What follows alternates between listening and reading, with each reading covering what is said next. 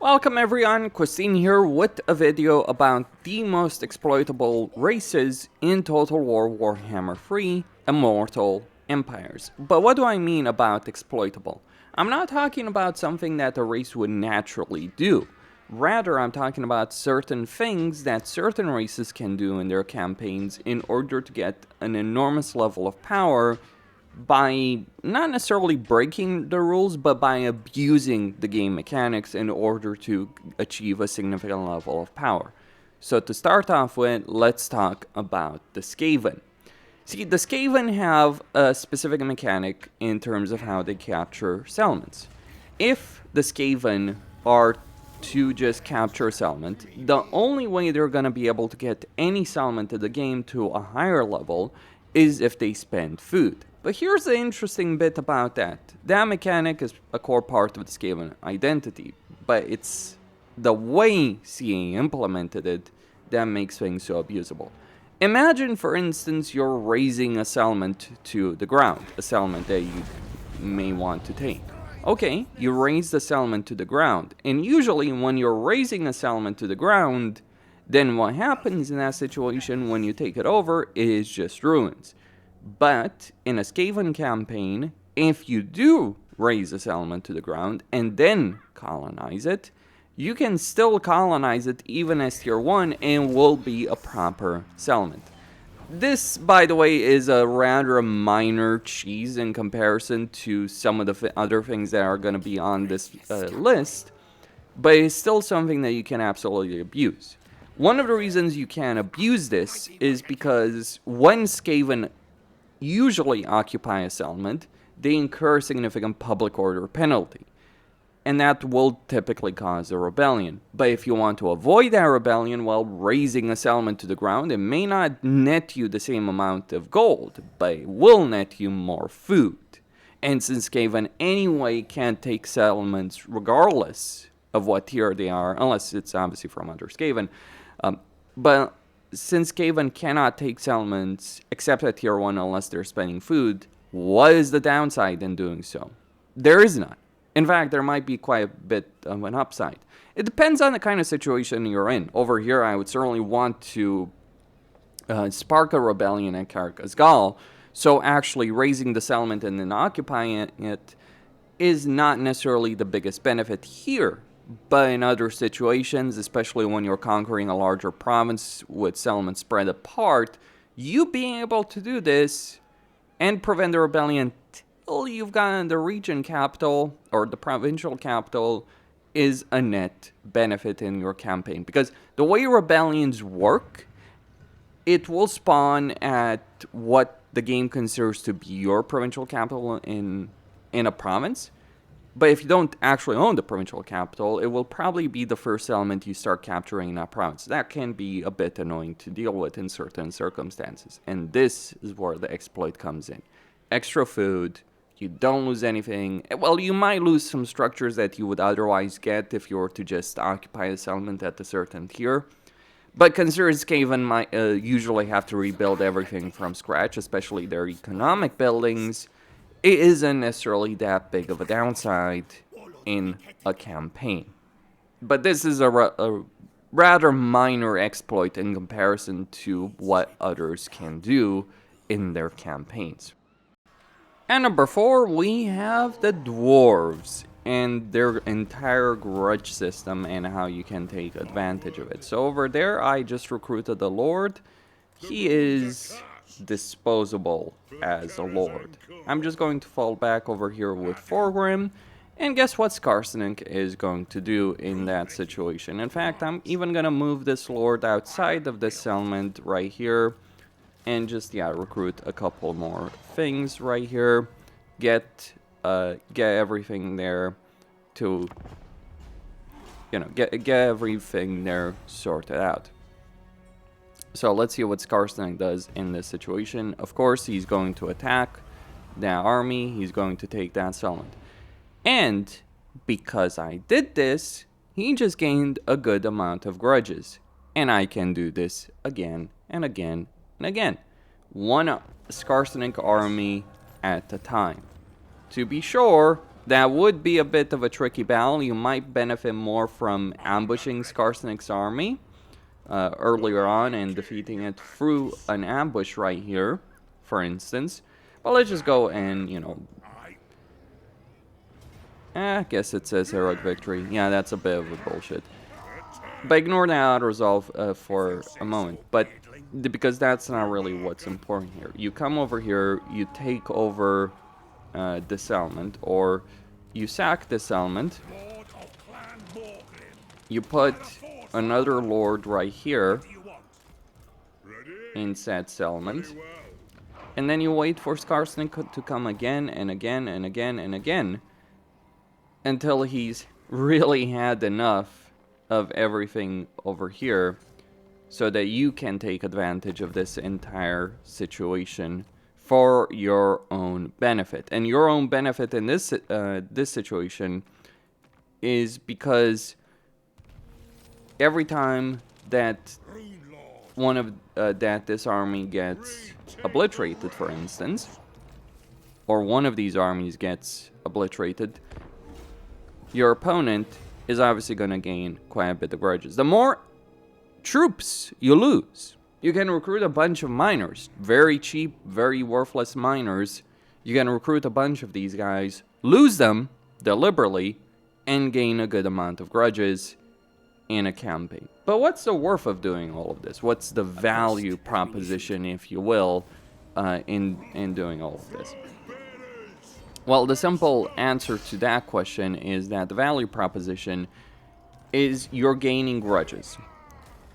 And because you're gaining grudges, you're obviously completing your Age of Reckoning potentially faster, but that's not necessarily the real benefit over here.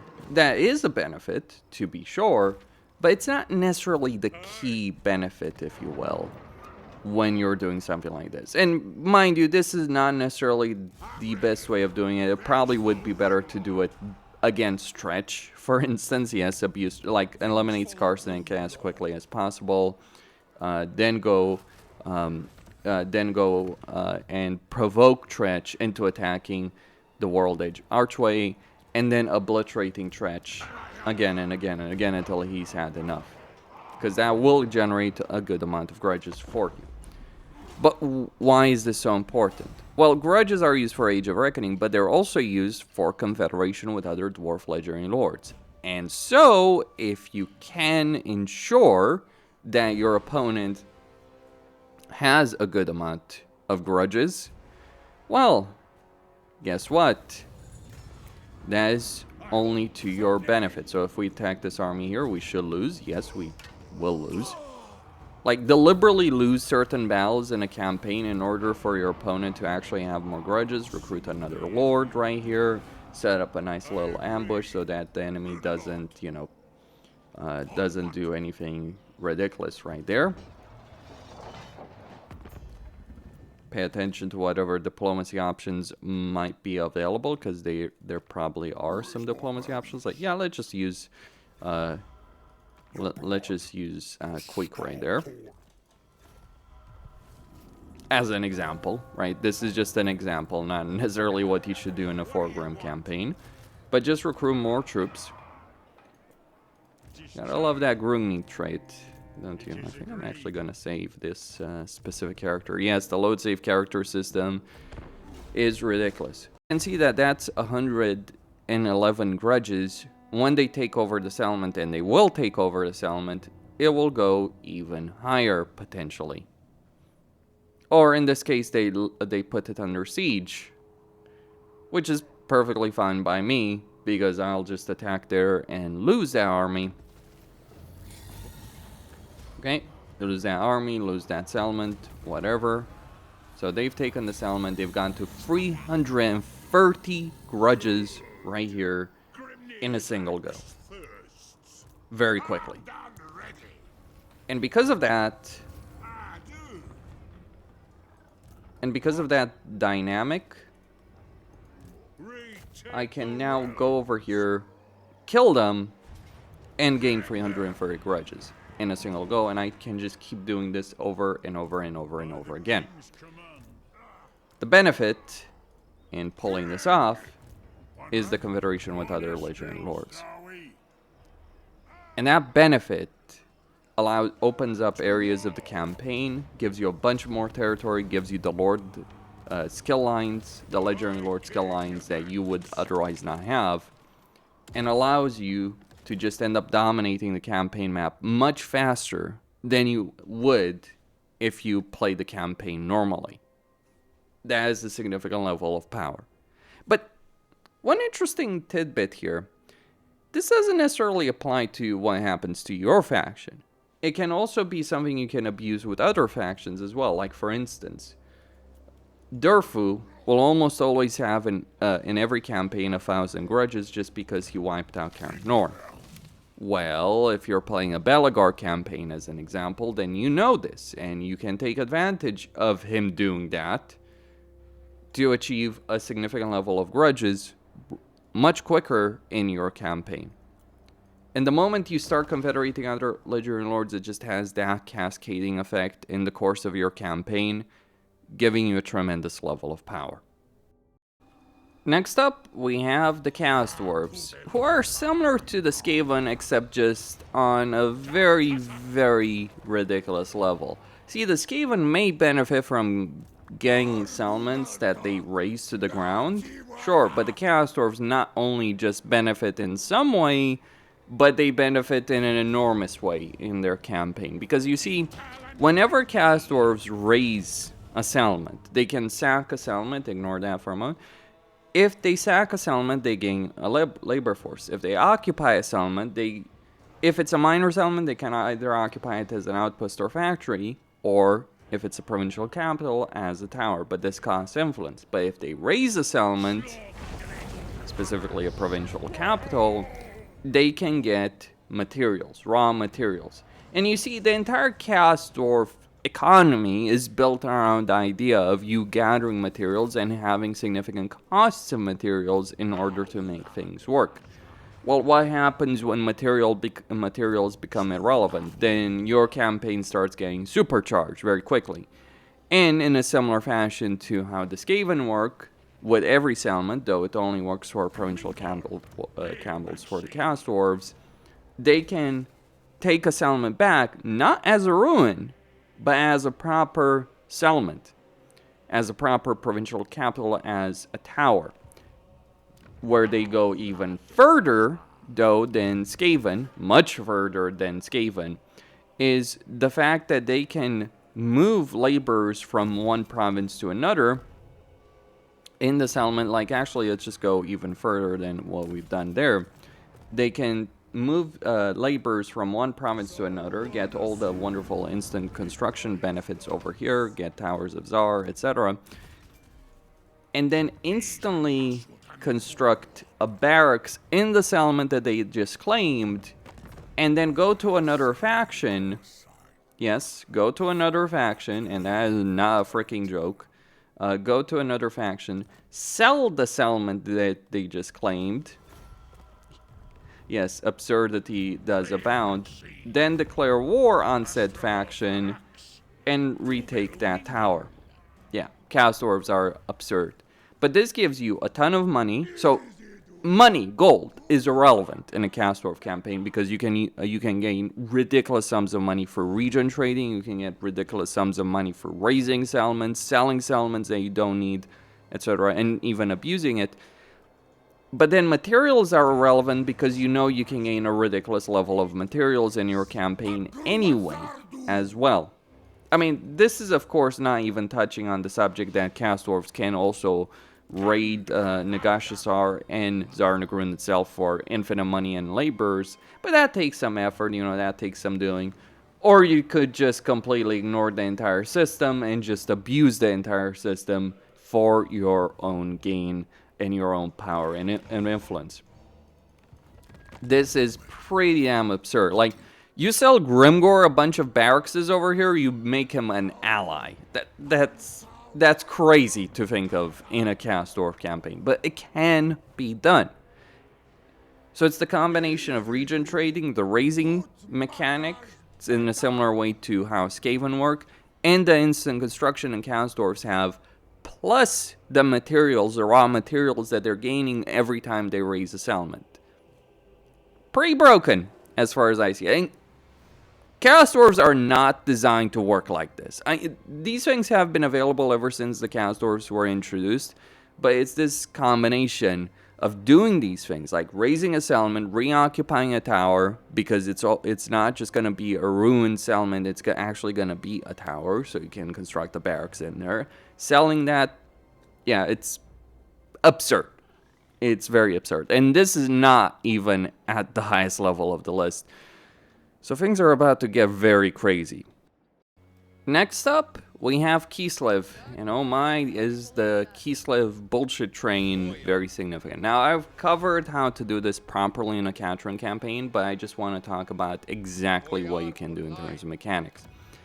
So one of the things to take note of is whenever you sell a particular settlement to a faction that is of a different race than your own, that settlement will not have a garrison. That is already ridiculous enough. So that means you can do something like this. Oh, I'm gonna sell this to Ostland, right? This settlement, declare then war on Ostland, retake my own settlement back, sell it to another faction. Actually, let's just go with the Ostermark just as an idea, because we won't end this turn, but let's just say we sell this to the Ostermark right here. Not really an issue. Reclaim it back. The same settlement. Then we go to Talabayam. We sell this settlement to them as well. This is turn 1, I should add. Like, this is literally turn 1 of this campaign. I would probably not recommend you do this on turn 1, just pointing out, because at least not with Ostermark, because they can actually attack you over here, and that would certainly be unpleasant. But it is a level of freaking absurdity, what you can do over here. And because these are all minor factions, you kind of don't give a damn. And then, yeah, just sell it to a final faction, an actual Kislev faction that would give you what you actually want in this campaign. And they don't care that I just pissed off everyone. And the crazy thing is, I just got 15 supporters by that. I didn't actually use the Invocation of Ursun when I took this first settlement. So that is complete and utter insanity to begin with. It allows you, I would recommend gaining control of this entire province before you do it, and selling this entire province, having a lord next to each settlement, selling this entire province at once to these factions, Ostermark, Ostland, Talabayam, hell, even Azak, Draika, etc., and gaining a truckload of supporters, because that would be like 20 supporters per faction that you could get. And if you're talking about Azak, Draika, Ostermark, Talabayam, and Ostland, well, I'm sure you can do the math right there. That's 5 factions, that's over 100 supporters in a single fucking turn if you're doing this over here. Gotta time it properly. But yes, the bullshit train is in full swing over here. Hell, even 6 factions if you could maybe get these ogres in a campaign. You get the point of what I'm trying to say. But the bullshit train doesn't stop there with Kislev. No, the bullshit train starts rolling there with Kislev. That's just supporters and money. But what about heroes? What about lords? Well, usually in a Kislev campaign, if you want Frostmaiden heroes and Ice Witch lords, you gotta train them. Well, do you?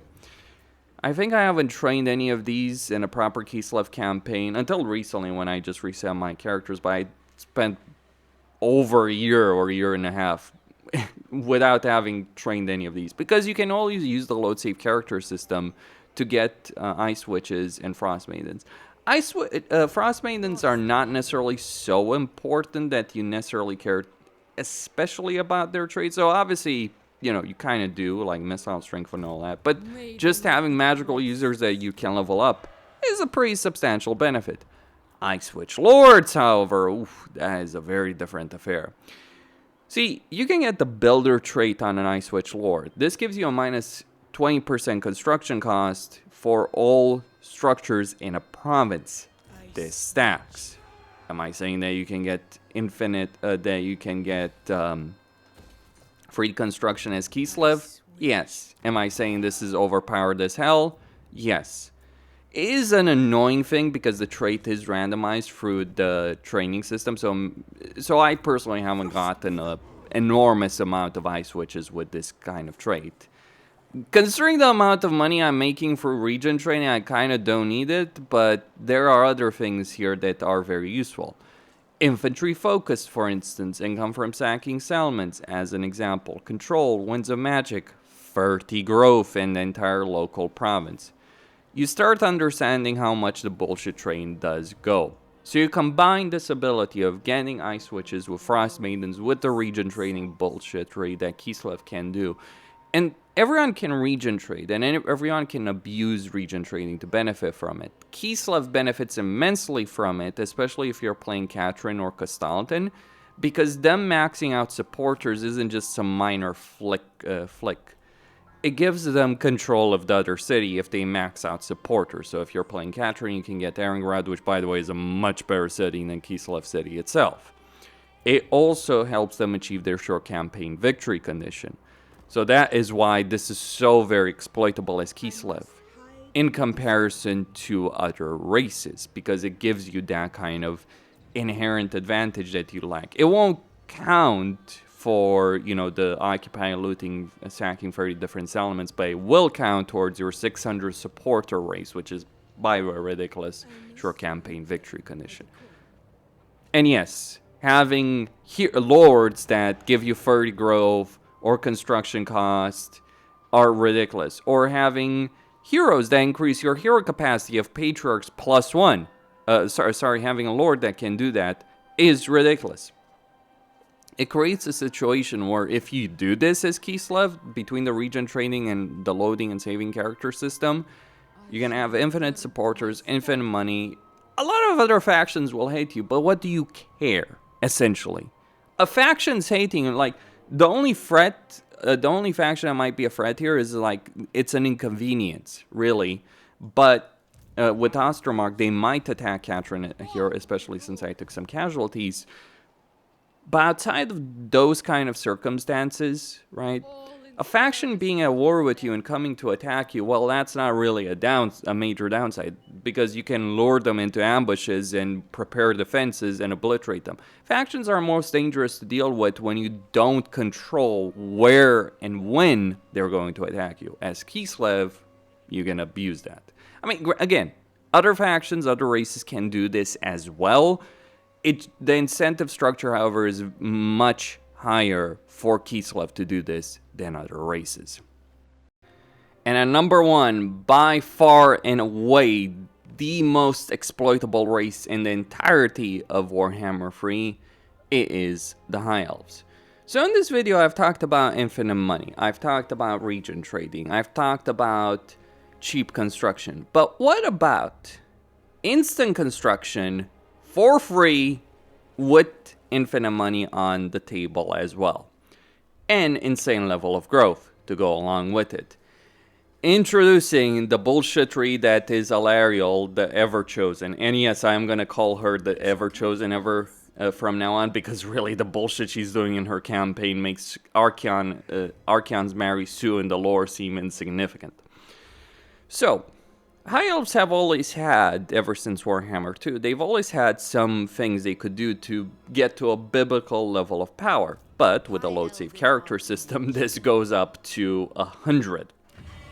Because with High Elf Mage Lords, and with mages in general, there is a nice little trait that they have over here that they can get, assuming I can find it on any of these guys. And yes, we have it here on the Lore of Beasts, Administrator. Each Administrator reduces construction cost by -15% and construction time by 20%. This stacks. On top of that, when you're spending time in a region which finishes construction, you also get Master Mason, which increases the income from old buildings by 7% in that province and reduces construction cost by 7% in that province.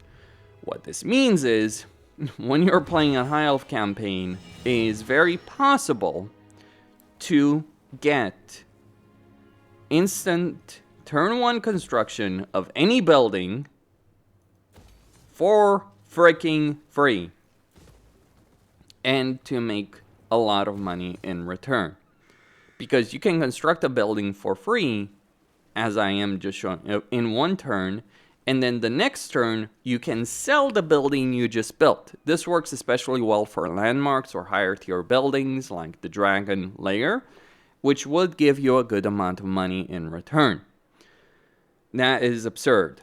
And you can see over here this provincial capital, the Gaian Vale, once I get the growth points, at turn 21. This is not modded. This is not using some mod to get this level of power. No, this is pure vanilla, what you're seeing over here, using the systems that the game itself has on offer. In fact, this is more bullshit than even the campaign customization mod that I've used sometimes. It depends on how you configure it. Okay, so you get instant construction, 1 turn construction. One of the things to understand about growing settlements is that the higher your settlements, your minor settlements in particular, are, and if you can get them instantly constructed, that means you can increase your growth by quite a bit in a province.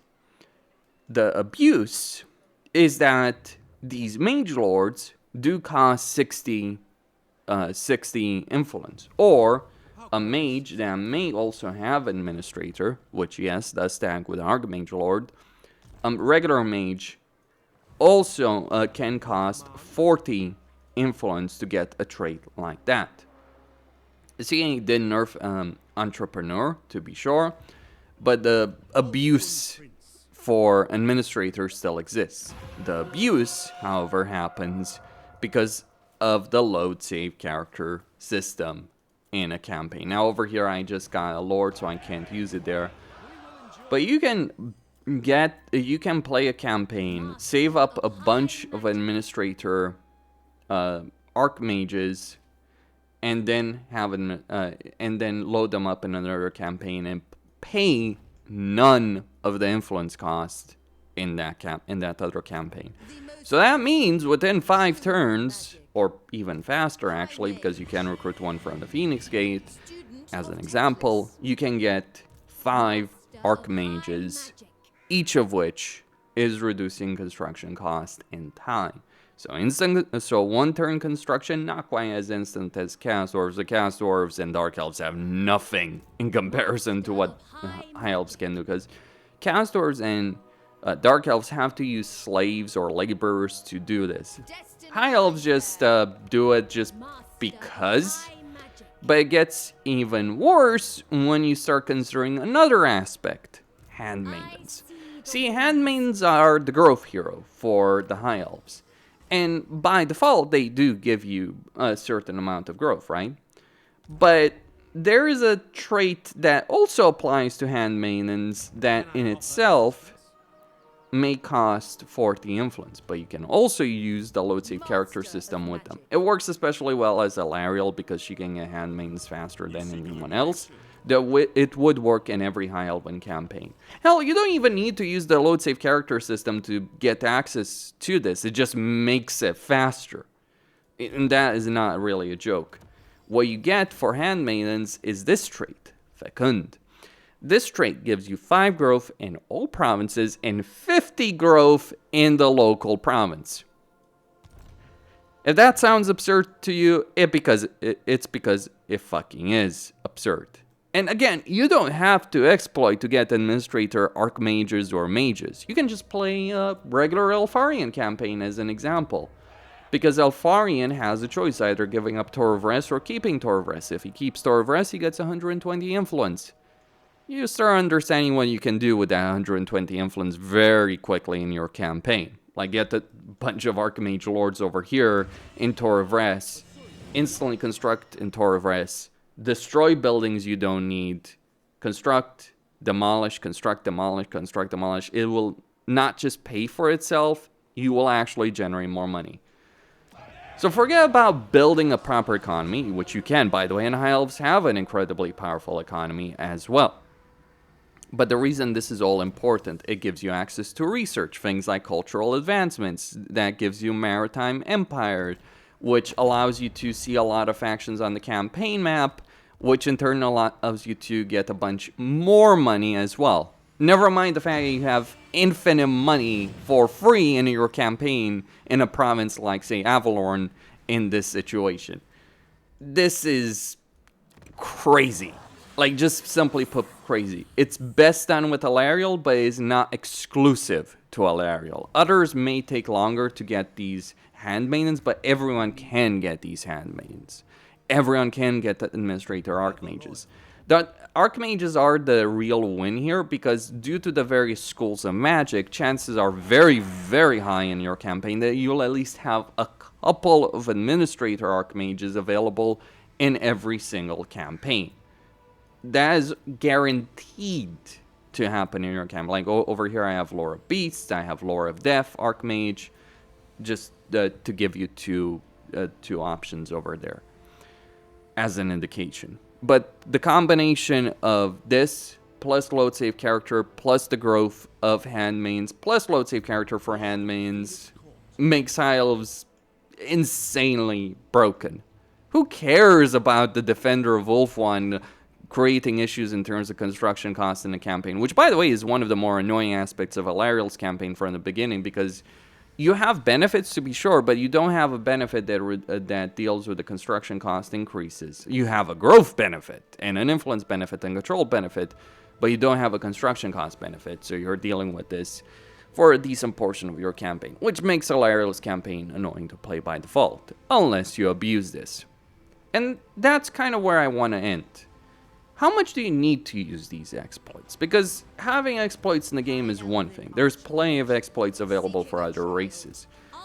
But the key point from my perspective is whether or not you want to use it, whether or not you're incentivized to use it. Well, in a Skaven or Dwarf campaign, I would say not so much. In a Chaos Dwarf campaign, it's kind of in between. You can use it to get a lot of materials, to be sure, grow your initial settlement at least very quickly and trivialize the entire armament system and have an infinite economy. But Chaos Dwarves only really need that to do that in the early game. Once they get past that, they'll have so much money, so much power that they may not need to do it. But in a Kislev campaign, considering their poor economy, you're pretty much incentivized very heavily by the game to do it. Otherwise, you're going to have a very slow pace, not so great campaign. Especially because the buildup of Kislev's economy is really damn poor. But in a High Elf campaign, well, if you get tired of playing with archers and spearmen in your campaign and just want some more variety and want to do some more stuff than just that, and, you know, want to use more varied armies like this one over here earlier than you would otherwise, then you're heavily incentivized to use these systems. And that's really the key point about the exploits. It's not a problem that there's cheese in the game. The problem is when you're heavily rewarded for using it as a player as opposed to not engaging in it. A well-designed race like Khorne, Dwarves, etc., you don't need to do this. You don't need to use these. You don't need to use exploits even if they are available. You can have a great time even without them. Whereas for other races, especially with regards to High Elves, not using them just creates a lot of pain, because you will have limited research. You'll have a limited unit roster. And because of the way the economy is built, you won't even want to get those various unit recruitment buildings. Whereas here, like, just look at the variety of units I can recruit in this province right here. Dragons, Phoenixes, Sisters of Avalorn. I've played so many High Elven campaigns in Warhammer 3 where I never recruited any of these units, and I just went Archer Spearmen or Silver and Guard Spearmen. Maybe some Ladder Guard occasionally. But now, variety's back on the menu, boys. I certainly hope Creative Assembly does fix Kislev and High Elves in a way that doing this kind of bullshit, and it is bullshit, is not the best way to play your campaign. That would be my personal takeaway on this. Kostin signing out. Don't forget to subscribe, like, and enable notifications, and stay tuned for more.